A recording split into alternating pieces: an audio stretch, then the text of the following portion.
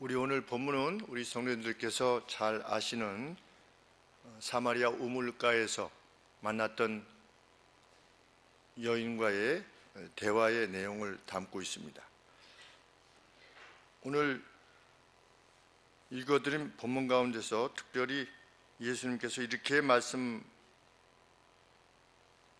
계시는데, 내게는 너희가 알지 못하는 먹을 양식이 있느니라.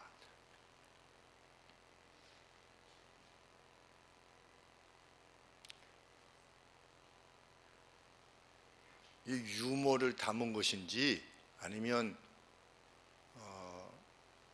유머처럼 보이는 건지 제자들이 서로 말하되 누가 잡수실 것을 갖다 드렸는가? 내게는 너희가 알지 못하는 먹을 양식이 있다. 마을에 갔다 온 제자들이 좀 드시지요 그랬더니 내게는 너희들이 알지 못하는 먹을 양식이다. 그러니까 제자들이 누가 그동안에 좀 갖다 드렸나? 이렇게 생각을 하니 참 우스운 생각이 좀 듭니다. 가끔 성경이 이렇게 제자들의 엉뚱한 그런데 우리가 그 현장에 있었으면 과연 우리는 제대로 이해할 수 있었을까 하는 생각도 해보게 되고, 참 뒤에 있으면서 이 말씀을, 계시의 말씀을 밝히 보고 알게 되었다는 사실이 정말 이때가 은혜의 때구나 이런 생각을 하게 됩니다. 제자들보다 저희들이 더 예수님에 대해서 깊이 많이 알고 있기 때문입니다.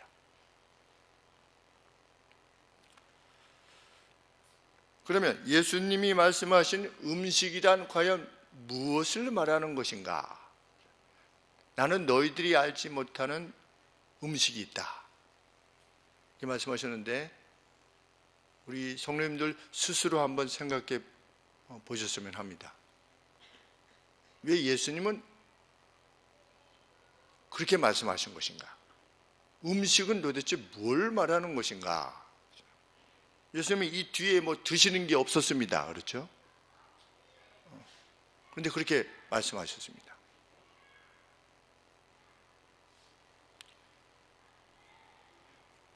예수님이 음식이라고 말씀하셨을 때 드러내고자 하셨던 것은 예수님이 그 어떤 일을 행했을 때 그것이 마치 음식을 먹는 것과 같은 만족스러움을 허락하는 그 어떤 일이 있다는 겁니다. 예수님은 그 일을 할 때 마치 음식을 먹는 것과 같은 만족과 기쁨이 있으시다는 겁니다. 그랬더니 우리 아동부에서 한우 먹을 때라고 얘기를 했습니다. 그렇죠? 한우 먹을 때 아주 만족스럽고 기쁜 그 상태. 그러니까 예수님이 그러한 상태에 어떤 것이 있다는 것이죠. 지금 그렇게 말씀하시는 것입니다. 그러면 예수님께 그 음식과 같은 것은 무엇인가? 26절에 보시면 예수님께서 여자에게 말씀하셨습니다. 네게 말하는 내가 그러라. 여자가 무엇이라고 물었냐면, 여자가 가로되 메시아, 기름 부음을 받은 자, 곧 하나님에 의해서 어떤 용도로 구별된 자,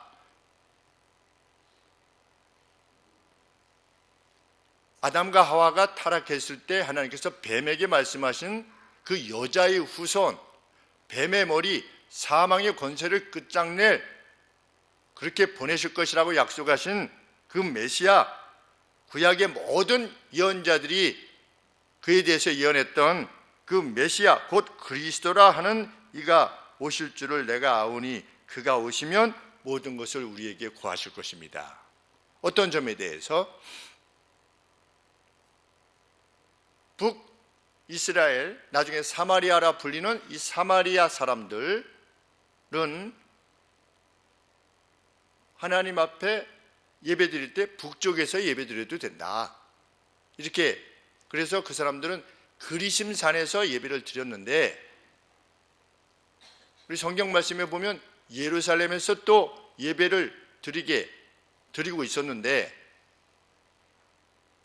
예수님에게 물었지요. 당신은 내가 남자를 7이나 거느릴 정도로 마음이 공한 사람이라고 하는 사실을 참 예언자적으로 이미 아시고 저에게 말씀하신 걸 보니 이 문제에 대해서 좀 답변해 주십시오. 우리 북쪽 사마리아 사람들은 그리심산에서, 당신들은 예루살렘에서 예배를 드리는데 어느 것이 합당한 경배입니까? 이랬을 때 예수님께서 그리심산도 아니고 예루살렘도 아니고 신령과 진정으로 영적으로 드리는 예배, 진리 안에서 드리는 예배로 드릴 때가 올 것이다, 이렇게 답변하셨더니 이 여인이 그렇게 물은 것이지요. 다시 메시아가 오면, 그리스도가 오면 우리에게 다 말씀해 주실 것입니다. 그랬더니 예수님 뭐라고 말씀하셨습니까? 너에게 말하는 내가 바로 그 메시아다, 이렇게 말씀하셨습니다. 그러면 예수님에게 있어서 음식과 같은 것은 뭐냐? 예수님이 구약의 모든 예언의 구체적인 그 대상인 메시아 자신이라는 사실을 세상에 알림으로 세상이 그것을 믿고 구원에 이르게 되는 것, 이것이 예수님에게는 음식과 같은 만족을 주신다는 것입니다. 내게는 너희들이 알지 못하는 음식이 있다. 나는 이거 할 때 정말 기쁘다. 왜 이 일이 그만큼 기쁘냐?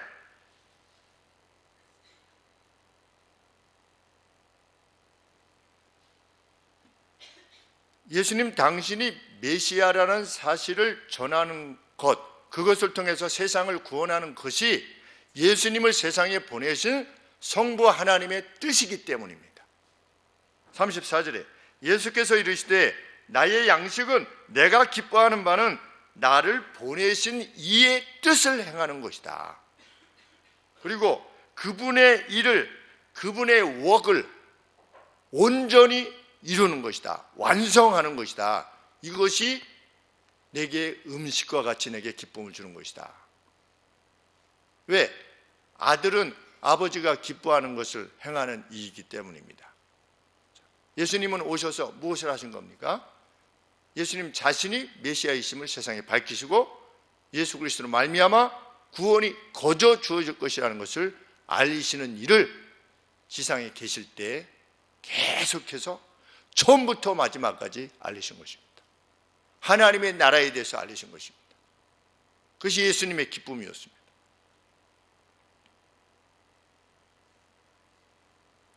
예수님은 이 소식을 알리실 때 사람을 구별하시지 않으셨습니다. 심지어는 사마리아 여인에게도 이 사실을 전한 것입니다.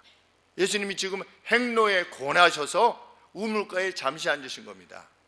그래서 피곤해서 잠시 쉬신 것이지요. 쉬셨는데 여인이 나타난 겁니다.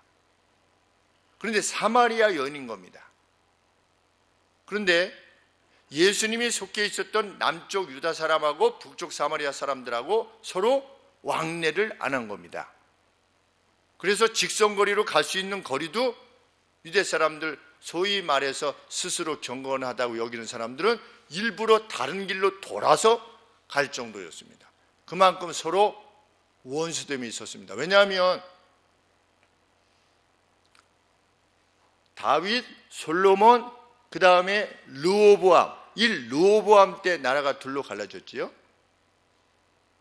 그래서 남쪽은 다윗의 손자였던 르호보암이 왕이 되었고, 그리고 북쪽은 다윗의 이 성전을 지을 때 그 최고 우두머니 두령이 되었던 여로보암이 북쪽의 왕이 되었습니다. 그런데 성경은 르호보암과 여로보암 사는 날, 올 더 데이 그랬습니다. 모든 날에 전쟁이 있었다. 어디와 어디 사이에? 북이스라엘과 남쪽 유다 사이에. 근데 북이스라엘이 나중에 사마리아로 수도를 개편하고 북쪽 지역을 사마리아 이렇게 불렀는데, 북쪽 사마리아와 남쪽 유다 사이에 갈라진 이후로부터 그 왕들이 사는 날 동안 일생 동안 전쟁이 있었다. 우리 남쪽과 북쪽도 70년이 지난데도 불구하고 지금 뭐 좌익이니 우익이니 그때 고통을 당했느니 안 당했느니 왜 그렇습니까? 우리 서독하고 동독하고 달리 우리나라는 전쟁이 있었죠. 서로를 죽이는 때가 있었습니다. 비참하게 서로를 죽였죠. 그래서 서독과 동독은 서로를 신뢰함에 있어서 큰 문제가 없었습니다. 왜? 서로 전쟁하지 않았기 때문에. 근데 우리는 이미 전쟁을 겪었기 때문에 신뢰한다는 것이 매우 어려운 상태에 있는 것입니다. 하물며 북쪽 여로보암과 남쪽 유다 처음부터 일생 동안 그 왕들이 사는 날 동안 전쟁이 있었다면 그 원수됨이 얼마나 컸을까 하는 생각을 하게 되는 것입니다.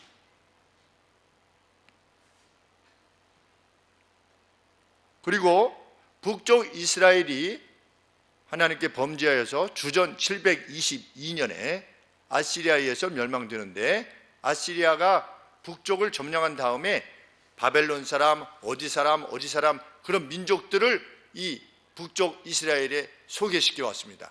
마치 우리 고려인들을 중앙아시아에 이렇게 전개시킨 것처럼 전개시켰습니다. 전개시켜서 북쪽 이스라엘 사람들이 그들과 혼인하고 그들이 섬겼던 가지고 갔던 종교들을 다 같이 섬긴 것입니다. 그래서 남쪽 유다 사람들은 자기네들도 멸망당하는 상태였는데, 뭐 남쪽 유다는 뭐 별반 다를 게 있었습니까? 하나님의 전에 아세라상, 이 주상, 그리고 바벨 이런 걸 같이 놓고 섬기면서도 이 북쪽 사람들을 개취급한 것입니다. 그래서 너희들은 잡종이다 이렇게 불렀던 것입니다. 너희들은 잡종이다. 아주 모욕했던 것이죠. 그리고 이후에 이제 북쪽이 주전 722년에 망했고 남쪽이 586년에 망했는데, 남쪽이 하나님의 말씀대로 70년 만에 돌아올 때 586년에 멸망했는데 왜 70년 뒤가 536년인가? 제 판단으로는 바벨론이 1차 침공으로 포로들을 잡아간 때가 주전 606년인데 주전 606년에서 70년을 빼면 536년입니다. 그래서 그 70년으로 생각하는데, 어떤 분들은 586년에 이 성전이 다 불타고 그 제2성전이 완성된 때, 그래서 516년을 일컬어서 70년이라 이렇게 보시는 분들도 있는데, 여하간에 이 포로되어 갔던 이스라엘 백성들을 하나님께서 약속대로 70년 만에 귀환시킬 때 하나님께서 에스라 선지자와 총독이었던 스룹바벨을 사용하시는데, 그들이 돌아와서 성전을 지을 때, 예루살렘 성벽을 지을 때, 다시 재건할 때 이 사마리아 사람들이 우리도 참여하겠다 한 겁니다.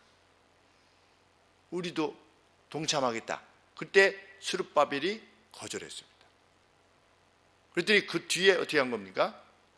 이제는 그 짓는 것을 계속해서 방해한 것입니다. 그러니 주전 한 850년, 한 900년, 주전 900년 때부터 536년이니까 수백 년이죠, 그렇죠? 수백 년 동안 그러한 어떤 갈등이 계속 띄어진 것입니다. 그 뒤로 약 100여 년이 지나서 느헤미야 때에 주전 445년입니다.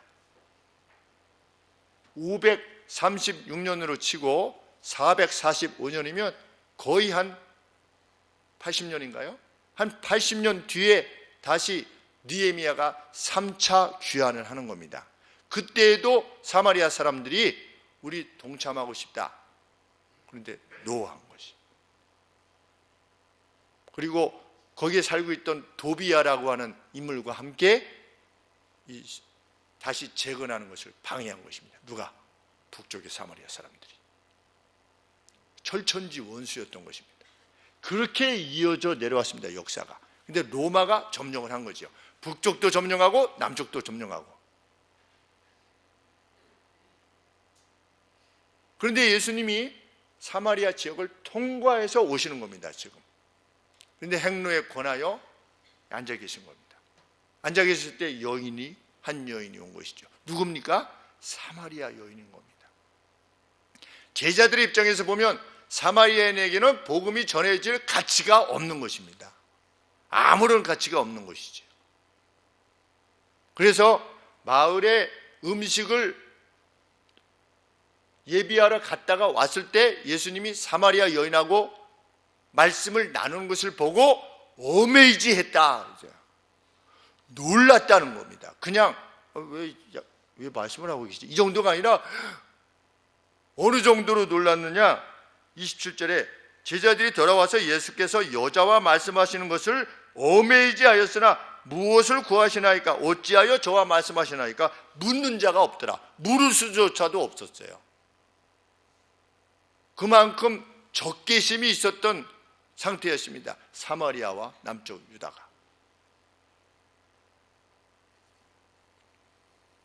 그런데 그러한 민족적 적대감에도 불구하고 예수님께서 그 고난하신 와중에도 어떻게 하신 겁니까? 입을 여셔서 전하신 겁니다. 뭐를?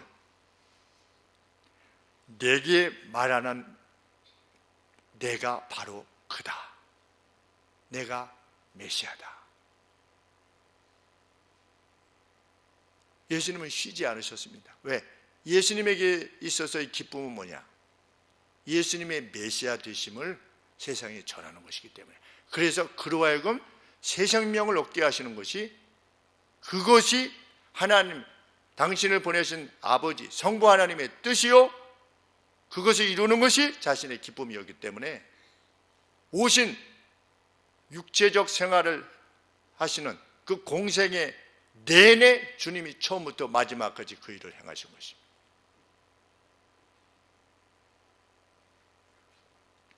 여인이 물을 달라고 했던 예수님에게 뭐라고 답변했습니까? 당신은 남쪽 보니까 남쪽 사투리를 쓰는데, 남쪽 유다 사투리를 쓰는데, 남쪽 전라도 사투리를 쓰는데, 경상도 사투리를 쓰는데 왜 나한테 물 달라고 하는 거요? 이렇게 딴지를 걸었습니다. 핀잔을 줬지요. 복음을 전하려고 이제 예수님께서 말을 거시는데, 그렇게 반응이 왔을 때 예수님께서 보통, 물론 뭐 하나님이시니까 그러시도 하겠지만, 보통은 어떻게 할 것이겠습니까? 피곤하시고 복음을 전하려고 하는데 왜 나한테 야단이에요? 이렇게 하면 보통 어떻게 합니까? 그럼 관두자, 이렇게. 그렇죠? 그래, 그러면 지금은 내가 너무 피곤하니까 관두자, 이렇게 하시지 않은 겁니다. 사실은 네가 나한테 물을 달라고 했어야 됐다.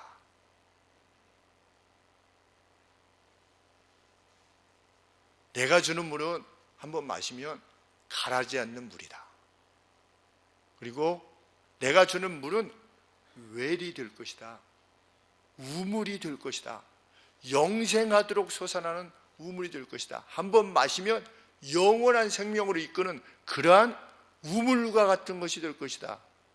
바가지 뜨지 않아도 될 것이다 하는 말씀으로 들었던 것이 여인이. 그렇죠? 여인이 조금 겸비해졌습니다. 어떻게 겸비해졌는가 우리는 알 수 없지만 자신을 낮추었지요. 내게 그물을 주소서, 남편을 데리고 오라. 남편이 없습니다. 그래, 네 말이 맞지. 네가 이 뜨거운 한낮에 12시에 남들 아무도 나오지 않는 때에 물을 들어온 것은 네가 마음이 공허해서 이 남자 저 남자 또 이 남자 저 남자 이렇게 했지만 아무도 너에게 참된 만족을 줄 수 없어서 너가 그렇게 헤매고 있는 상황이지, 내가 그걸 다 안다. 그랬더니 여인이, 당신 보니까 처음 만났는데 나에 대해서 네가 남자가 있었지만 다 네 남편이 아니지, 너는 그렇게 공허하지, 이렇게 말씀하셨을 때 여인이 당신은 선지자인 것 같습니다. 그래서 그리시는 산이냐 예루살렘이냐 물은 거죠. 근데 예수님께서 답변하시고 메시아에 대한 기대를 언급했을 때 예수님은 내가 그러라고 답변하신 것입니다. 그래서 무엇을 얻어내려고 하는 것입니까? 예수님 자신이 메시아라는 사실을 알리심으로 그 영혼을 얻어내려고 하신 것이죠. 그래서 씨앗을 뿌린 것입니다. 예수님은 씨앗을 뿌릴 때에 가리지 않고 뿌리셨습니다. 우리 씨 뿌리는 비유를 보시면 그렇죠? 가리지 않고 뿌린 것입니다. 사도 바울은 뭐라고 말씀하셨습니까? 때를 얻든지 못 얻든지 이것이 시즌이냐 아웃 오브 시즌이냐 인 시즌이냐 지금 이게 뿌릴 때냐 아니냐를 묻지 않고 뿌리는 것이 우리가 뿌리는 복음의 씨앗이다. 왜 예수님은 그렇게 하셨는가? 사랑하시기 때문에.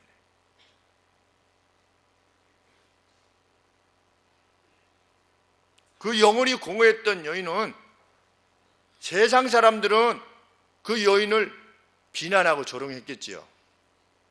이번에 또 얻었어? 이렇게. 그렇죠? 이번에 7번째래. 이렇게. 그러니 그 수치스러움에 땀이 안 나올 때 나올 수밖에 없었던 것이죠. 무슨 가치가 있어 보이겠습니까? 더군다나 사마리아 여인입니다. 그리고 예수님에 대해서조차도 오굿장을 놓는 겸손하지도 않는 그런데도 불구하고 예수님은 그 영혼을 사랑하신 겁니다. 그래서 대화하시기를 기뻐하시고 씨앗을 뿌리기를 원하시는 겁니다. 이게 누구의 마음이기를 원하시는 것이냐? 그리스도인들의 마음이기를 원하시는 것입니다. 그럼 관도 라고 하지 않는 겁니다. 그리스도인들은 단지 영혼을 구원하는 일에서 뿐만 아니라 우리의 일상의 삶에 있어서도 우리 그리스도인들은 뭘 볼 때 틀렸다? 틀리면 열받. 우리 그리스도는 틀려도 틀린 여자가 나타나도 열받는 존재가 아닌 겁니다. 어떻게 하는 겁니까? 그 영혼을 사랑하는 것입니다. 그게 진짜 그리스도인입니다.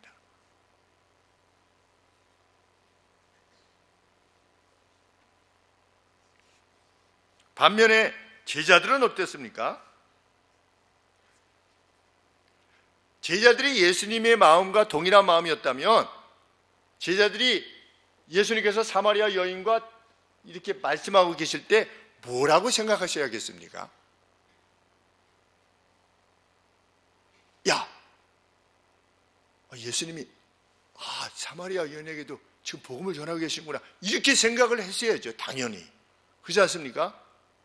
왜 저 여인하고 말씀하고 계시는 거지? 이게 아니고 누군가 이야기하고 있을 때 예수님은 사마리아 여인에게까지도 복음을 전하시는구나. 그렇지. 저 여인이 좀 마음을 열고 예수님을 섬겨야 될 텐데 이런 마음을 제자들은 지니고 있어야 되는데 제자들에게는 그런 기대가 전혀 없는 것입니다. 조금이라도 있었다면 여인 가고 나서 그렇게 묻지 않았겠지요. 뭐라고 말했습니까? 여인이 가자마자 예수님이 식사하시지요. 이렇게.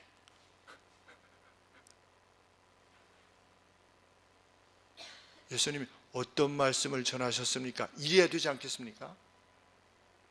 저 여인이 복음을 듣고 뭐라고 말하던가요? 참 궁금합니다. 저 여인도 불쌍해 보이는데 정황을 보면 불쌍한 여인이 아니겠습니까? 내지는 저 여인이 물들어 왔다가 어떻게 그 당대의 여인으로서 가장 소중히 여길 수 있었던 물 항아리를 그냥 버려두고 지금 떠나는 것입니까? 마을에 저 여인은 왜 마을로 가는 것입니까? 이게 물어야 되지 않겠습니까? 그런데 31절에 제자들이 청하여 가로되 여인이 지금 자기가 받은 그 기쁜 소식을 가지고 그냥 물동이 여기다가 그냥 버려둔 채로 너무 기뻐가지고 갔다가 이제 데리고 오려고 사람들을 데리고 오려고 갔는데 그 와중에 제자들이 좀 잡수소서. 이게 첫 마디인 겁니다. 어떤 심정이다? 35절 말씀에 너희가 넉 달이 지나야 추수할 때가 이르겠다 하지 아니하느냐. 그것은 당대에 쓰는 용어인 것이죠. 씨앗을 뿌리고 나면 농부가 일하지 않는 때가 한 넉 달이 되나 봅니다. 그 다음에 이제 추수할 때 농부가 수고하는 것이죠. 너희는 참 여유가 있구나 이겁니다. 너희는 넉 달이 지나야 추수. 좀 상황을 좀 보고 전도하지요. 좀 예수님도 좀 피곤하신데 좀 쉬엄쉬엄 하세요. 너희는 넉 달이 지나야 추수할 때가 이르겠다 하지 아니하느냐. 내가 너희에게 이르노니 눈을 들어 밭을 보라. 희어져 추수하게 되었도다.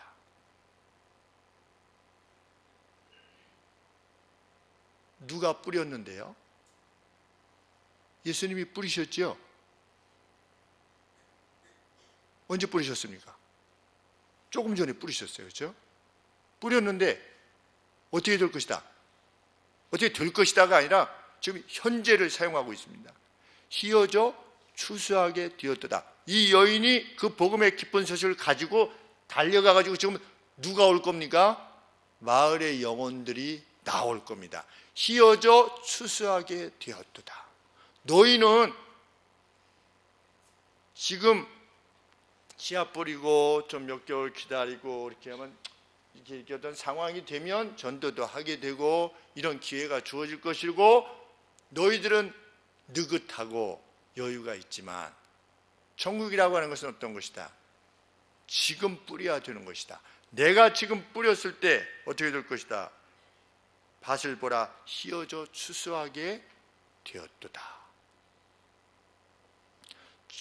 천국의 농사법은 뿌리는 동시에 거두는 거라는 겁니다. 세상 농사와 다르다는 것이죠. 지금 뿌리면 그 수확을 지금 거둘 수 있는 기쁨, 그것을 누릴 수 있는 것이 천국의 농사법이라는 것이죠.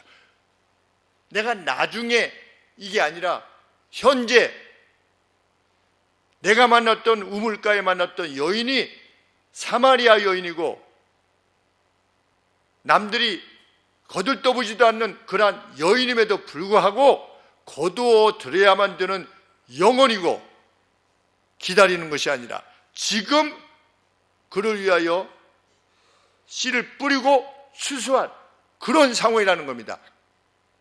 누구에게? 제자들에게 있어서 매 시간은 씨를 뿌리고 수확해야만 되는 시기라는 것이지요.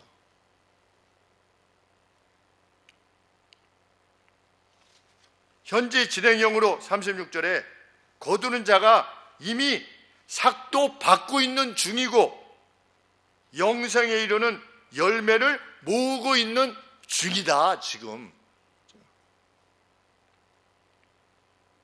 현재적인 진행이라는 것이지요.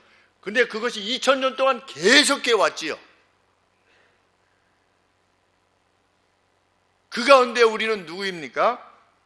영생에 이르는 열매에 속한 사람들이 된 겁니다. 우리는. 그렇죠? 하나님의 곳간 안에 들여오게 된 것입니다. 누구 때문에? 씨를 뿌리고 거두는 이들에 의해서 우리의 영혼이 어떻게 된 겁니까? 하나님의 나라의 곳간에 지금 들어오게 된 상황인 것입니다. 그러면 거두는 자가 이미 삭도 받고 그랬습니다. 웨이지, 임금을 받고 있는 중이다. 그러면 거두는 자가 받는 그거는 뭡니까? 36절 이는 뿌리는 자와 거두는 자가 함께 즐거워하게 하려 함이니라. 복음을 뿌리는 자, 뿌리면서 거둘 수도 있고 남이 뿌려놓은 것을 거둘 수 있는데 그 거두는 사람에게 주어지는 그 삭은 뭐예요? 기쁨인 겁니다. 내가 복음을 전했는데 그 누가 예수님을 믿게 돼서 영생을 얻게 되는 그 기쁨을 누리는 겁니다. 그게 보상이에요. 그 가치를 아는 사람, 영원한 저주로 향했다가 영원한 생명으로 가게 된 그 기쁨을 누리는 그 어떤 영혼을 지켜보게 될 때 내 마음에 한없는 기쁨을 누리게 되는 것, 그것이 거두는 자의 삭신 것입니다. 이미 그 삭을 받고 있는 중이다. 누구는? 거두는 자는. 그 대표적인 인물이 누구인 것입니까? 우리 브라질 김수환 선교사님. LA에서 얼마든지 편하게 사역할 수 있는 겁니다. 큰 교회에서 불림을 받아서, 청빙받아서 얼마든지 할 수 있는 것이죠. 그러나 브라질에 가서 그 참 너무나 느긋느긋한 브라질 사람들하고 그 사이에서 사역을 행하는 것입니다. 제가 지난번 말씀드렸듯이 밥을 먹었는데 밥 공기가 안 나와서 여기 밥 공기가 안 나왔습니다. 그랬더니 서빙하는 분이 와가지고 네, 밥이 안 나왔습니까? 갖다 드리겠습니다. 안 오는 거예요. 그래서 밥이 없나? 그랬더니 갖다 드리겠습니다 한 사람이 계속 다른 일을 하고 있는 거예요. 그래서 다른 사람은 밥 갖다 주고 이렇게. 그래서 다시 여기 밥이 없는데 그랬더니 다시 오더니 네, 갖다 드리겠습니다. 이제 또 안 오는 거예요.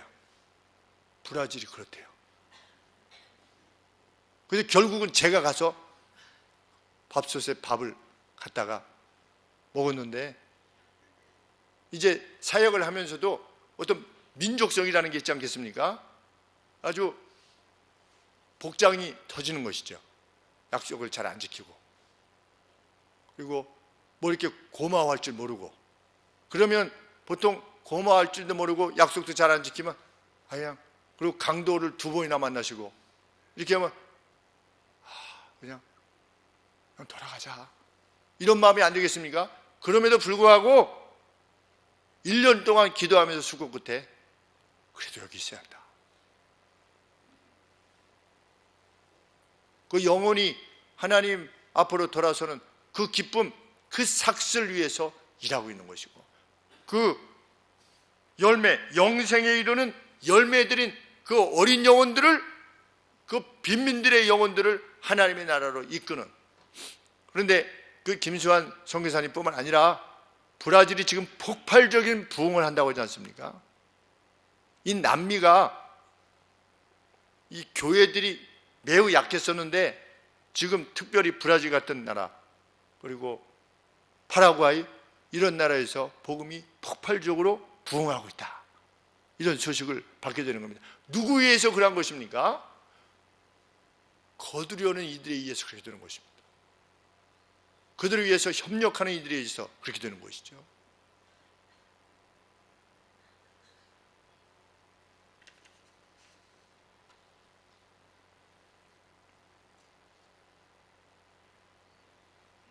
주님은 뿌리는 자와, 이 상황에서는 예수님이 뿌리는 거죠.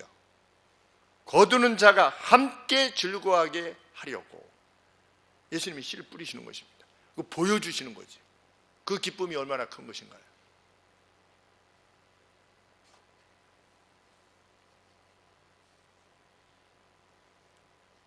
크면 생각이 달라지겠죠.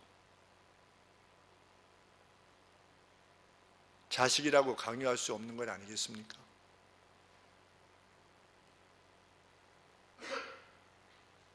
좀 더 몸이 약해지시면 마음이 돌아설 것입니다. 무엇에 해당되는 것입니까? 너희가 넉 달이 지나야 추수할 때가 이른다고 말하는구나. 나는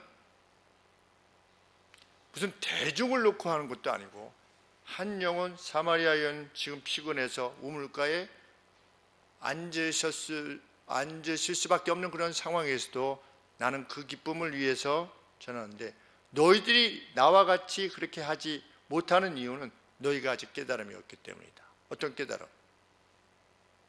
영혼을 하나님의 창고에 드리는 일이 얼마나 큰 기쁨을 주는지, 그것이 지닌 가치가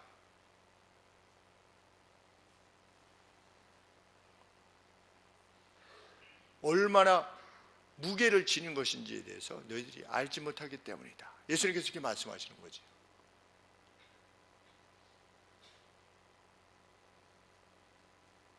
주님은 결코 느긋하실 수 없으셨습니다. 그것을 우리는 기억해야 될 것입니다. 사마리아 여인조차도 육이 될 수 없었습니다. 결코 육이 될 수 없었습니다. 오늘은 피곤하니 그만하자, 이렇게 하실 수 없었습니다. 그것이 교회 앞을 지나가는 수많은 어린 영혼들에 대한 우리의 심정이어야만 할 것입니다. 우리 수많은 어린 영혼들이 이 앞을 지나갑니다. 저도 어찌할 바를 몰라가지고 앞에 나가서 그냥 이렇게 인사만 하는 겁니다. 이거 어떻게 전도해야 하나? 어떻게 이 소식을 알려야만 되나? 이 녀석들이 요 나이 때 예수님을 알게 되면 일생 동안 나만큼 행복하게 될 것이고 우리만큼 행복하게 될 것인데, 세상 풍파 다 겪고 나서, 괴로움 다 겪고 나서 안 되겠구나 돌아서는 그러한 인생이 아니라 어릴 적부터 순적하게 하나님 안에서 성장하게 되면 얼마나 일생을 복되고 행복하게 살 것인가. 이런 마음을 지닌 것이 우리 그리스도의 마음을 지닌 것이 되겠습니다. 그래서 그것에 온 전력을 기울이는 것이죠. 예수님은 오셔서 그 일을 하고 가셨습니다. 예수님은 오셔서 로마 정부에 대항하시지 않으셨습니다. 어떤 세상 것들에 대해서 그 어떤 가르침을 주시거나 그러시지 않으셨습니다. 로마 정부에 세금을 내라. 그러나 하나님께 합당한 영광은 그에게 돌릴 수 없다. 황제가 결코 신일 수 없다. 신적인 경배를 그에게 돌릴 수는 없다. 이 사실 가르치시느라고 세상 정치에 대해서 한 말씀 하셨지만, 나머지에 대해서 그것은 성과 속이 구별됐다는 것이 아니라 그만큼 주님은, 우리의 로드이신 우리의 주님은 그것에 기쁨을 두시고 그것에 최대의 주안점을 두셨다는 것이죠. 우리가 우리의 사업을 성공시키기 위해서 얼마나 부단히 애를 씁니까? 우리가 어디에 영역에 이르기 위해서, 어디에 합격하기 위해서, 무엇을 만들어내기 위해서 얼마나 애를 씁니까? 그런데 주님은 그 모든 과정의 최종적 목표가 무엇이길 원하느냐? 사람을 살려내야 된다는 것이지요. 목사한테 맡기는 것이 아니고, 그거는 우리 목사님이 하겠지가 아니라 내 입술로, 그렇죠, 매일 증인이 되는 것이죠. 내 입술로 영혼을 수확해야만 하는 것이죠.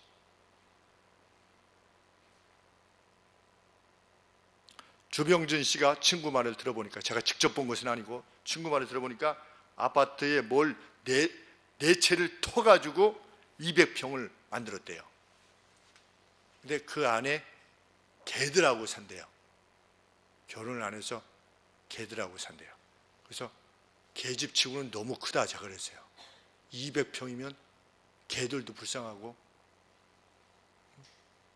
아파트 200평이면. 그런데 그분이 그렇게 말씀하셨대요. 이렇게 200평에서 이 좋은 집에서 사는 것보다 사랑하는 사람하고, 좁은 집이라도 좋으니까 사랑하는 사람하고 사는 것이 더 행복하다고 자기는 생각한다. 남들이 볼 때는 우와 이러지만 그 영혼의 갈증이 있는 것이지요. 공허함, 그 어떤 것으로도 채워질 수 없는 공허함이 있는 것입니다.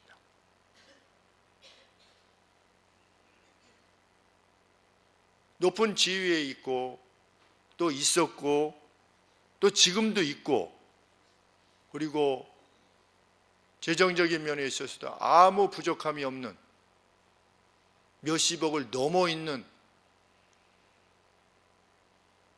우리 친구들에게 물어봐도 행복이 뭔지 모르겠다, 이런 답변을 들을 때, 일산에 일산소망교회에 있을 때에도 건물이 일산에 2채나 있는, 그래서 매달 이렇게 월세가 딱딱 들어오는 우리 주염역 앞에 한사랑 건물인가요? 거기에 병원들이 많이 들어있는 그 병원, 그 전체가 그분 소유고, 그리고 마두동 공원의 끝에 있는 거기 건물도 4층짜리 건물인데 반절이 그분 소유고, 그러면 얼마나 부자이겠습니까? 그렇죠? 굉장한 부자신 거지요. 그런데 그분이 가끔 들어오셔서 교회 뒤에 이렇게 앉으셔서 이러셨어요. 가끔 앉으시면 털썩 앉으시면서 그리고 뭐라고 기도를 하세요, 혼자서. 그리고 가끔 저에게 하신 말씀이 뭐냐면, 저도 모든 걸 버리고 목사님 같이 됐으면 좋겠습니다. 저한테 그렇게 이야기하셨어요. 제가 더 행복해 보인대요. 사실이 그럴 겁니다. 그렇죠? 행복해 보이는 게 아니라 사실이 제가 더 행복하겠죠.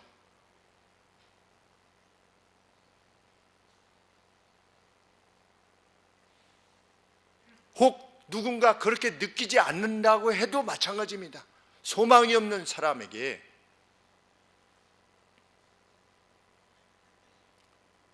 영원한 평강, 빼앗기지 않는 평강이라는 건 있을 수 없는 것입니다.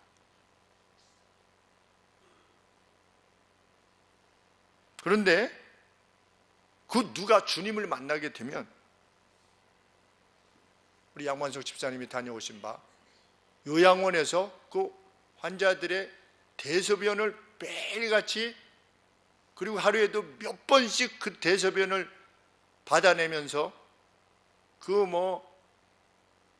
대소변 냄새 플러스 알코올 냄새 플러스, 가보신 분들은 알겠지만 입구 들어가기 전에도 벌써 냄새가 나지요. 그런데 그 안에서 그분들을 섬기시면서도 기쁨 가운데 섬기는 분들이 가능한 것입니다. 누구를 알게 되면 그 안에 계시는 권사님, 뵙고 오신 권사님, 장로님들, 주님을 만나면 내 생애가 어떤 가치를 지닌 것인가를 알게 되면 그러한 열악한 상황 가운데서도 기쁨이 나오고 웃음이 나오는 것이죠.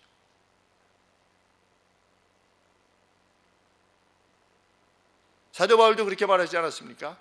내가 수없이 자지 못하고 먹지 못했다.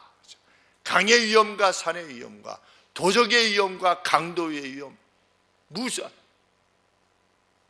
40에 하나 감한매를 3번 맞고 태형을 맞은 것이지요. 살 소망이 끊어진 때도 있었다. 아, 나는 이게 죽는 것이구나 라고 할 정도로. 그러나 그에게는 뭐가 있는 것입니까? 기쁨이 있는 것입니다. 빼앗기지 않는 기쁨이 있는 것입니다. 그것이 무엇으로 가능하냐?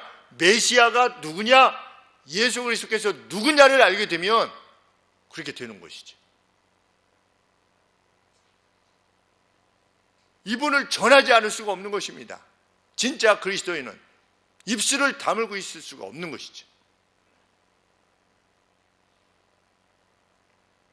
복음은 영생하도록 솟아나는 우물과 같은 것이 될 것이기 때문에. 실로 이 땅에는 수많은 교회들이 있습니다. 이것은 무엇을 증거합니까? 30절 말씀에 그런즉 한 사람이 심고 다른 사람이 거둔다는 말이 옳도다. 이미 다 심었습니다. 교회가 이처럼 많은 나라도 없을 것입니다. 그런데 이처럼 많은 교회들이 세워진 이유는 무엇입니까? 그 누군가 우리에 앞서서 씨앗을 뿌렸기 때문입니다. 거저 뿌렸습니까? 생명으로 뿌렸습니다. 토마스 선교사님이 27살 때 대동강 강변에서 우리 한국 수군에 의해서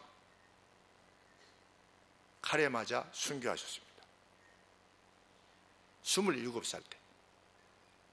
아펜셀러 배지학교를 세우신 아펜셀러 선교사님, 배가 난파되었을 때 자기가 가지고 있던 부목을 죽어가고 있던 여학생에게, 여학생인지 여성인지에게 넘겨주면서 예수 그리스도를 믿어라. 그리고 자기는 물에 빠져 죽었습니다. 30대 초반이었습니다. 아펜셀러 이와 여대를 세운 분이시죠. 수많은 선교사님들이 한국의 이 고유의 질병으로 인해서 질병으로 젊은 나이에 죽고 그들의 어린 자녀들이 이 땅에서 숨을 거두었습니다. 선교사님들의 무덤이 있는 것이지요. 그래서 이 토속적인 병에 의해서 너무 많이 죽으니까 지리산 중턱에다가 산장을 만들어서 그런 전염병이 들면 선교사님들을 그쪽으로 대피시켜야만 했던, 그만큼 많은 선교사님들이 죽어가신 것입니다. 무엇하기 위해서? 우리에게 씨 뿌리기 위해서 돌아가신 것입니다. 우리에게 생명을, 우리가 지금 누리고 있는 영원한 생명을 주기 위해서 씨를 뿌린 겁니다. 우리가 어떻게 잠잠히 있을 수 있겠습니까? 우리가 정말 그 주님도 그리하셨고 주님의 제자들도 그리하여서 순교하였고 복음이 들어가는 곳곳마다 순교의 피가 흘려졌습니다. 그 결과 우리가 천국 창고의 열매로서 드림을 받게 되었는데 우리 역시 외치지 않을 수 없는 것이죠. 불이 났는데 나만 나온 것입니다. 나만 빠져나오고 그냥 불났네. 그리고 가는 사람이 없듯이 지옥불에 빠져있는 영혼들에 대해서 우리가 이 소식을 전해야 되는 것이죠.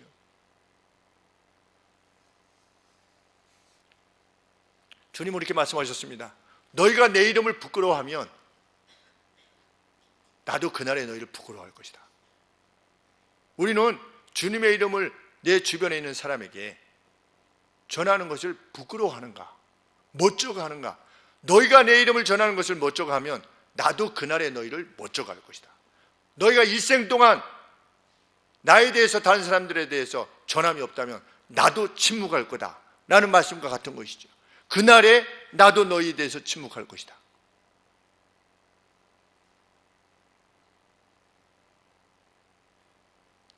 희어져 추수하게 되었도다.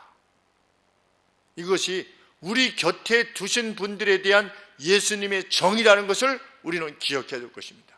20주년 기념 예배이기 때문에 어떤 페스티벌로 하는 것이 아니고 어떻게 했든지 내가 한 사람의 영혼이라도 하나님의 창고에 드리기 위해서 그에게 영원한 기쁨과 생명을 주기 위해서 온 힘을 다해서 하나님 앞에 부르짖는 것이지요. 내가 가장 사랑하는 친구라면 친구, 아니면 가족이면 가족, 그 영혼을 위해서 기도하는 것입니다.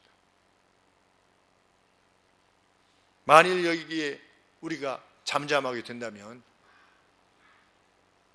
주님으로부터의 책망이 있을 것이지만 그 과정을 통해서 그 누군가 예수님을 믿어서 영생을 얻게 된다면 그 기쁨은 평생 가는 기쁨이 될 것입니다. 여인에 의해서 불려옴을 받은 동네 사람들이 제일 마지막에 뭐라고 말했습니까? 42절 말씀에 그 여자에게 말하되 이제 우리가 믿는 것은 네 말을 인함이 아니니 왜냐하면 우리가 친히 듣고 그가 참으로 세상의 구주신 줄 알미니라 하였더라. 얼마나 큰 기쁨의 고백입니까?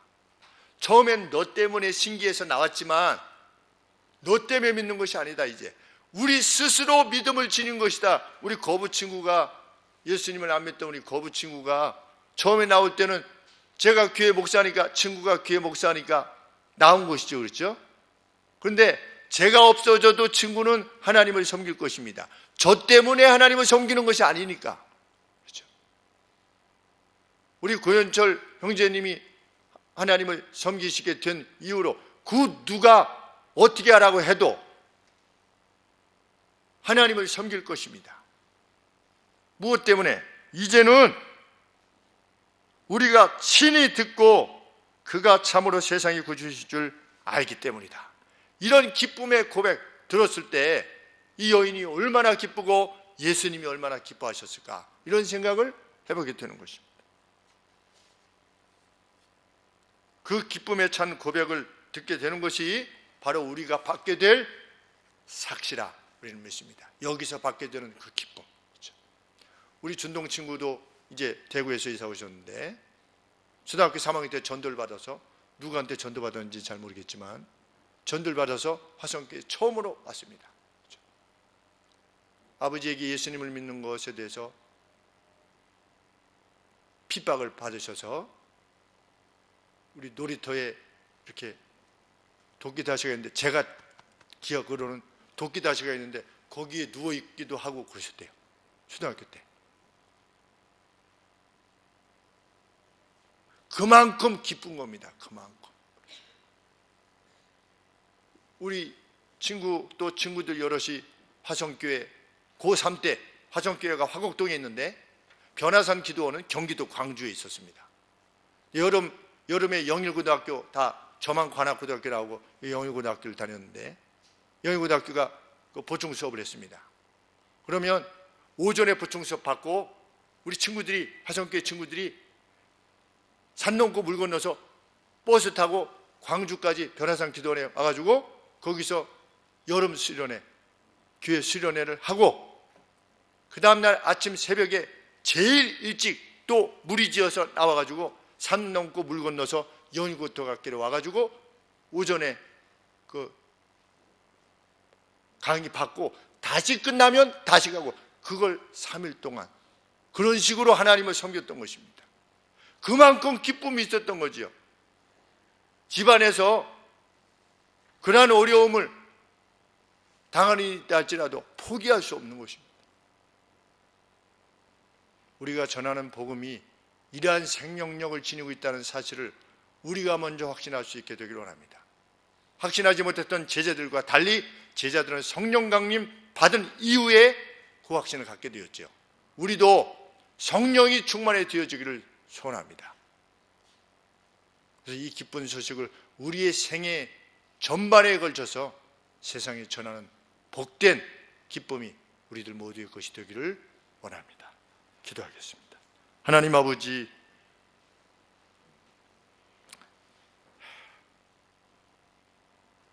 저희가 누리는 오늘의 이 기쁨은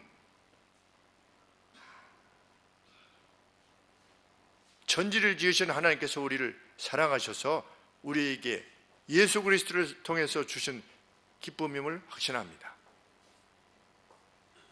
눈에 보이지 않나도 하나님, 저희는 눈에 보이는 것 이상으로 확신하며 필요하다면 주께서 요구하신다면 우리의 생명도 바칠 것입니다. 하나님 아버지, 그 누구에게도, 우리가 사랑하는 그 어떤 영혼들에게도 하나님, 저희들이 지금 지니는 이 기쁨을 전할 수 있도록 우리의 눈을 열어주시고 우리의 마음을 열어주시고 우리의 입을 열어주시옵소서. 세상은 예수 그리스도를 말하면 다시는 전역을 같이 하지 않을 것이라고 말하지만 하나님, 두려움 없이 아버지 전하게 하옵소서. 우리의 책임을 다하게 하시고 그 가운데 건져내는 영혼의 영생을 인하여 한없이 기뻐하는 그 기쁨을 누리는 저희가 되게 하시고 저희의 온 교회가 되게 하여 주시옵소서. 특별히 하나님, 20년간을 회고하며 하나님께서 우리에게 베풀어 주신 그 은혜가 무엇인가를 찬양하며 감사를 드리고자 하나님, 조용히 시간을 갖고 아버지께 영광을 돌리고자 합니다. 하나님, 그 시간에 함께 하실 영혼들에게 저희들이 행할 수 없는, 저희로서는 어쩔 수 없는, 저희들이 지니고 있지도 않는 아버지 그 영혼의 감동 주께서 허락하여 주시옵소서. 그래서 저희가 함께 영생에 이르는 기쁨을 누릴 수 있게 하여 주시옵소서. 복된 교회 되게 하시고 생명을 낳는 교회가 되게 하여 주시옵소서. 예수 그리스도의 이름으로 기도합니다. 아멘.